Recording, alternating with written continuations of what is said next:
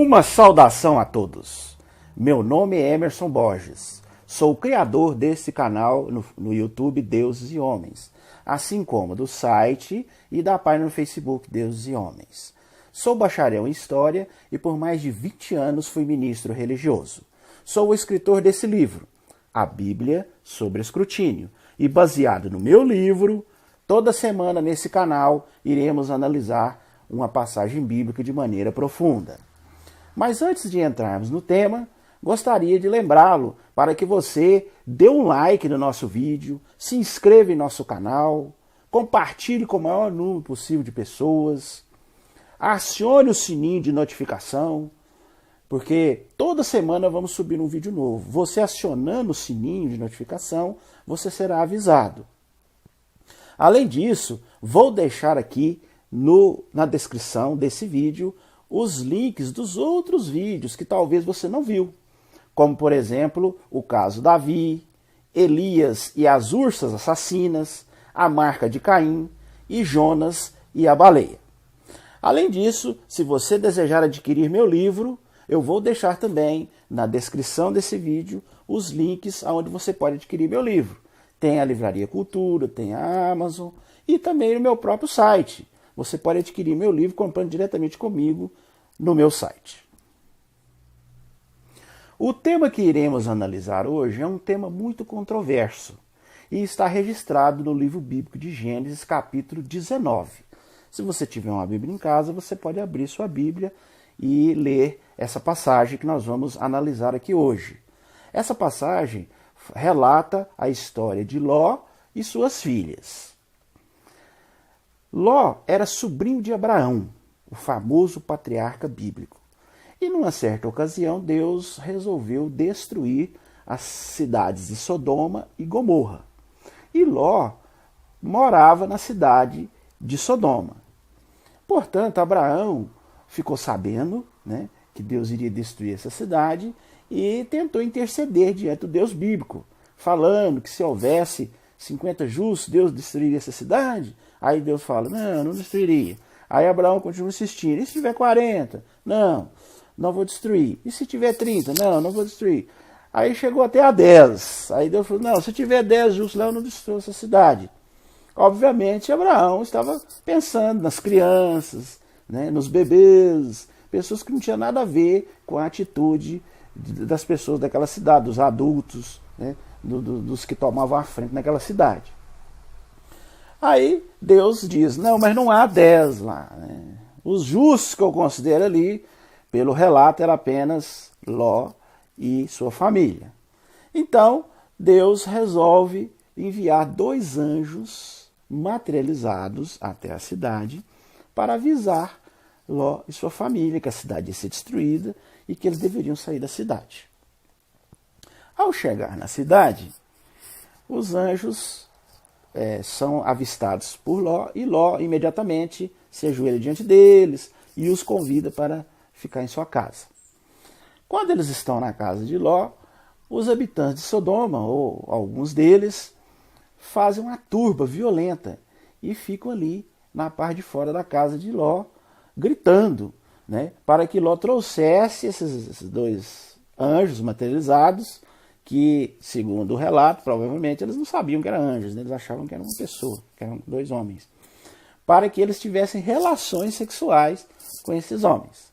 Porque, segundo o relato bíblico, um dos motivos que Deus iria destruir a cidade era que eles tinham muitas perversões sexuais, eram muito imorais. Nesse momento, Ló toma uma atitude muito bizarra. Ele sai para fora de sua casa e oferece suas 2 filhas para os taradões de Sodoma. Imagine bem, ele chegou lá e ofereceu, falou assim, não, aqui, eu tenho 2 filhas virgens aqui, vocês fazem o que vocês quiserem com elas, mas não toca nesses homens não. Agora veja bem essa reação de Ló. O homem que Deus considerava justo, um homem íntegro, ofereceu suas 2 filhas para os taradões de Sodoma. Você considera isso uma atitude de uma pessoa justa, de uma pessoa digna? Você, como pai, teria coragem de oferecer suas 2 filhas para os tarados, para uma turba de tarados que está na sua porta? Você acha isso algo que condiz com uma pessoa digna? Se você é filha, como você encararia um pai se seu pai lhe oferecesse para pessoas, para uma turba de tarados? Como que você encararia esse pai? Realmente foi uma atitude muito bizarra desse homem que a Bíblia relata como sendo uma pessoa justa e digna. Diante desse impasse, os anjos materializados saem para fora, veem aquela confusão toda e resolvem enviar uma cegueira naquela turba. Assim, os taradões ficaram ali cegos e saíram, desnorteados. Com isso, os anjos viram para Ló e insistem que ele saia imediatamente da cidade com a sua família. Ló, a princípio, fica um pouco reticente, né? Mas eu posso sair, mas tem muita coisa, eu tenho que arrumar, eu tenho que... E os anjos, né, incentivando que ele saia rapidamente, deixe tudo para trás. Inclusive, o relato diz que até Ló vai até os futuros genros dele, que as filhas dele parecem que estavam prometidas a certos homens da cidade, falando para eles ir embora, que a cidade ia ser destruída, mas os genros, segundo o relato bíblico, eles não acreditaram em Ló. O relato diz que parece que Ló estava brincando com eles quando Ló falou sobre isso. Então eles não levaram a sério, e os anjos naquela insistência, então Ló resolveu pegar as filhas, a esposa e sair da cidade. Nesse caminho, a destruição começa. E segundo o relato, a esposa de Ló, ela resolve olhar para trás. Parece que ela estava com saudade de alguma coisa, tinha esquecido alguma coisa. A Bíblia não especifica bem o motivo, mas ela, de alguma forma, ela olhou para trás. Nesse exato momento, segundo o relato bíblico, ela se transforma numa estátua de sal. Isso mesmo, uma estátua de sal. Muito semelhante à mitologia grega, onde há uma personagem lá chamada Medusa, que todas as pessoas que olham para os seus cabelos se transformam numa estátua de pedra. Só que nesse caso, né, na lenda judaica, eles colocaram uma estátua de sal.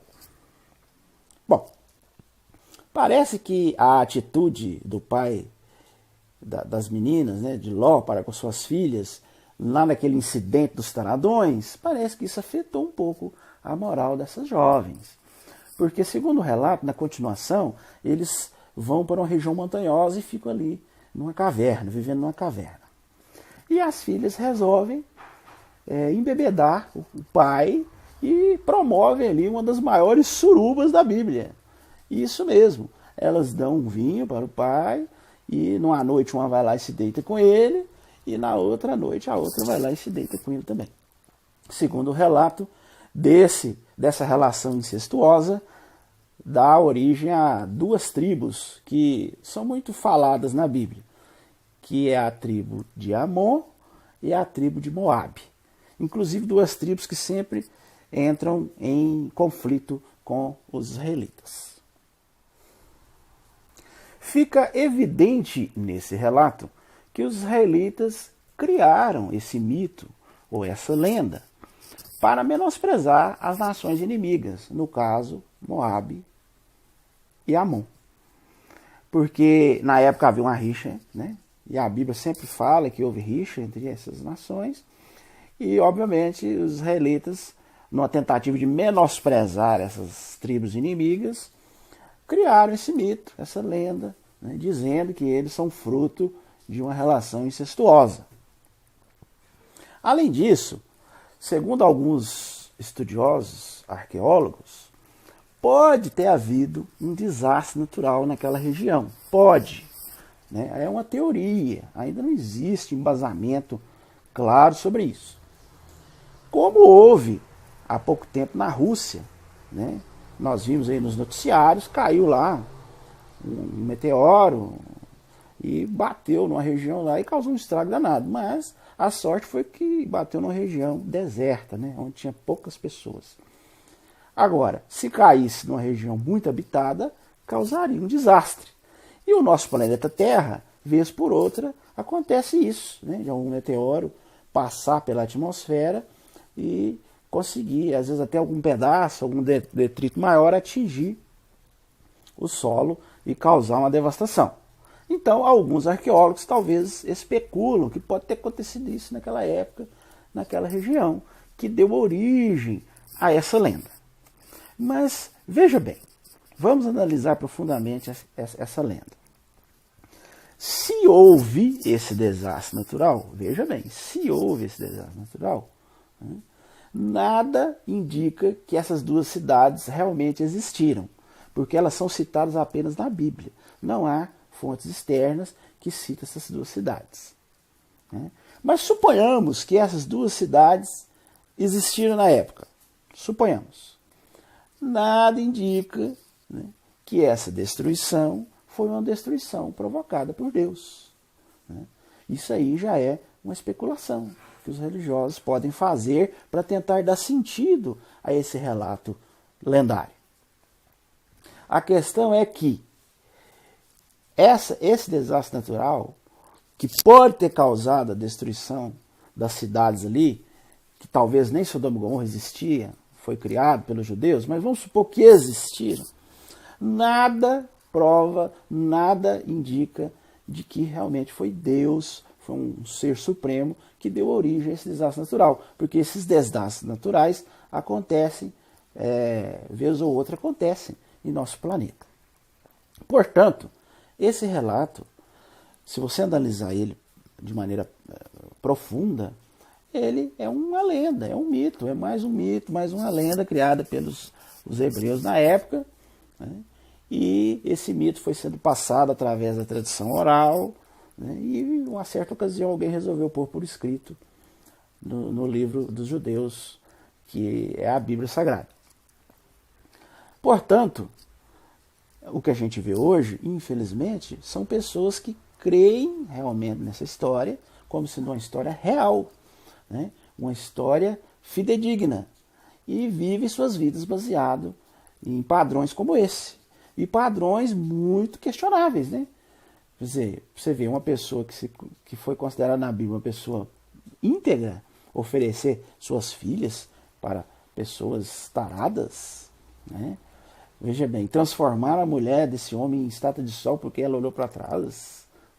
Depois essas meninas promovem uma suruba lá com o pai, embebedam o pai, para ter filhos, que coincidentemente eles colocam na lenda que deu origem às tribos de Amon e Moabe, que eram tribos inimigas dos hebreus na época. Então, todos os indícios nos levam a crer que é uma lenda, gente. Isso é um mito, mais um mito encontrado na Bíblia e que, infelizmente, a maioria das pessoas que creem na Bíblia consideram como um fato real. Bem, esse era o tema que iríamos analisar hoje. Um abraço a todos e até o nosso próximo vídeo.